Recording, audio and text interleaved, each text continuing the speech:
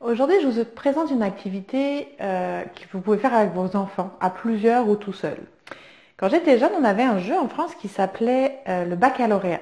Je ne sais pas si vous connaissez, je ne sais pas quel nom ça pourrait porter dans d'autres pays, mais le baccalauréat, on jouait à plusieurs, c'était le jeu par excellence les jours de pluie. Ok, on était avec les amis ou la famille, puis on spécifiait une catégorie, plusieurs catégories en fait, mais on avait par exemple les animaux, les légumes, les fruits, les pays, les capitales, en tout cas.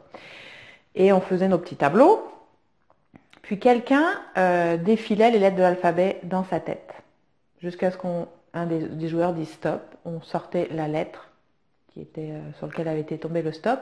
Et là, on avait un temps déterminé, peut-être d'une minute, je ne sais plus, où on devait trouver dans chaque catégorie un mot commençant par la lettre qui avait été définie au départ.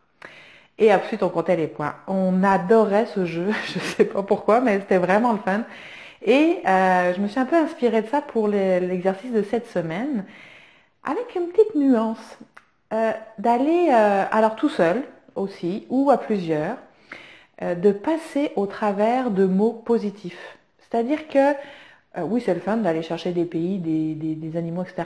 Mais là, on se concentre sur, encore une fois, grandir, évoluer, euh, aller chercher du positif et développer notre créativité, puis notre positivisme, pourquoi pas. Donc, c'est d'aller, dans le même esprit, passer au travers de l'alphabet avec une thématique. La thématique pourrait être le bonheur, la thématique, ou juste même sans thématique, commencer par passer l'alphabet en n'utilisant que des mots positifs, des émotions positives, des sensations. Vous pourriez aussi plus avoir un esprit de, ok, qu'est-ce qui me fait du bien, puis d'aller chercher les mots dans chaque catégorie. Des couleurs, pourquoi pas. Euh, Allez-y avec des choses qui vous allument.